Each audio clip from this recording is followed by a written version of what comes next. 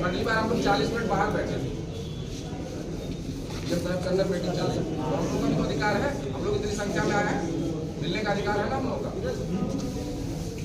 हम लोग अपनी बातें रखेंगे।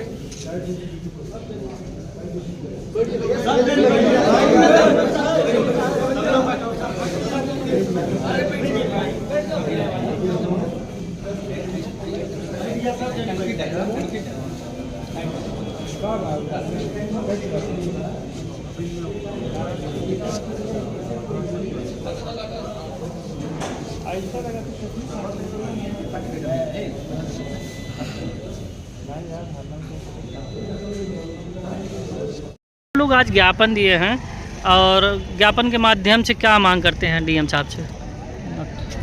सबसे पहले आपको चंदन को धन्यवाद देता हूँ जो हमारी बात शासन प्रशासन को पहुँचा रहे हैं, इसके लिए आपके लिए बहुत धन्यवाद।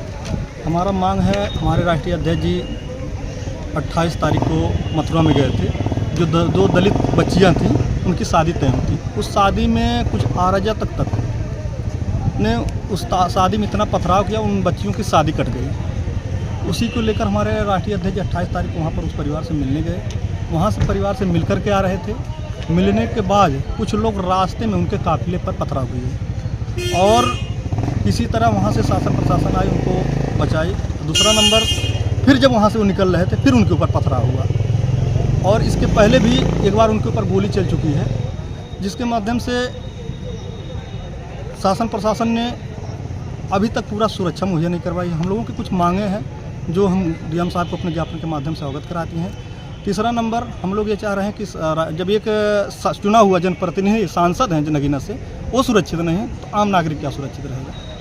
तो हम लोगों का ये मांग है कि जो दलितों पर या ओबीसी पर, माइनॉरिटी पर जो हत्या दिन ब दिन बलात्कार लूट डकैती बढ़ रहा है, मैं शासन के माध्यम से माननीय राष्ट्रीय पार्टी महोदय के माध्यम से हम लोग एक मांग करते हैं कि उनको जल्द से जल्द सुरक्षा अच्छी तरह दिया जाए।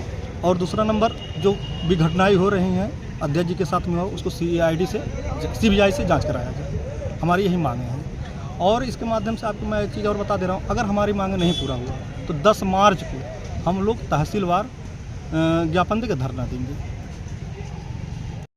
क्या मामला था, आप लोग ज्ञापन दिए हैं? मामला मथुरा में जो है 2 बच्चियों की निर्मम तरीके से, एक बच्ची की हत्या हुई, उसकी लाश मिल गई और दूसरे बच्ची को किडनैप कर लिया गया। अभी तक कुछ पता नहीं चल पा रहा है। इस तरह से घटनाएं जिले जिले में हो रही हैं। तो आदरणीय चंद्रशेखर आज़ाद जी, नगीना सांसद, जो हम लोगों के देश के जो है एक नेतृत्व करता है, बहुजन समाज को लेकर के बहुजन समाज की आवाज़ को जिंदा करने का काम कर रहे हैं। वो उस पीड़ित परिवार से मिलने जा रहे थे, उनको जो है न्याय दिलाने के लिए उनकी बात सुनने जा रहे थे। तो रास्ते में ही विपक्षी लोग जो सत्ताधारी लोग हैं, ईंट पत्थर से जो है पथराव कराए और बताया जा रहा है कि हथियार से भी लैस थे।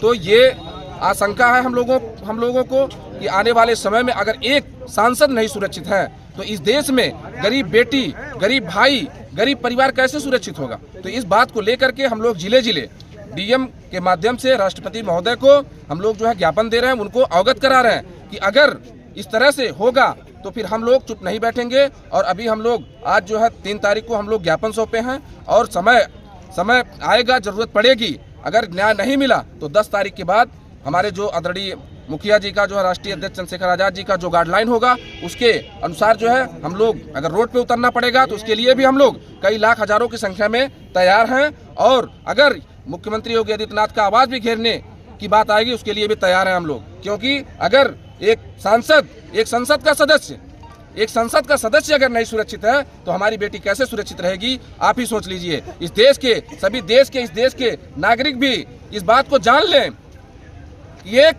दलित परिवार सांसद होने के बाद भी नहीं सुरक्षित है तो एक बेटी को न्याय कैसे मिलेगा। लेकिन सरकार तो 0 टॉलरेंस की बात करती है। ये सरकार जो बात करती, सरकार तो बातें जो है बहुत बड़ी बड़ी करती हैं, ये तो सभी लोग जान रहे हैं। सरकार जो है खाली ये भ्रष्टाचार को जो बढ़ावा दे रही है, इसको हम लोग रोकने का काम करेंगे। आने वाले समय में ये बहुजन समाज सरकार को उखाड़ फेंकेगी, आज़ाद समाज पार्टी इस सरकार को उखाड़ फेंकेगी। और ये जो वादे करते हैं, इनके वादे में, इनके जुमलेबाजी में कोई दम नहीं है। ये जनता पूरी जान चुकी है। अगर दम होता तो 15 लाख का वादा, तमाम तरह का वादा, भ्रष्टाचार को खत्म करना, आज जो है मथुरा में और जो है कुशीनगर में तमाम इस तरह से घटनाएं हो रही, घटनाएं नहीं होती। तो इनका खाली वादा है, काम कुछ नहीं है, ये जीरो हैं। अब इनसे सरकार नहीं चलेगी। अब ये जो है एकदम अत्याचार पे उतर चुके हैं, लेकिन हम लोग इसको बर्दाश्त नहीं करेंगे।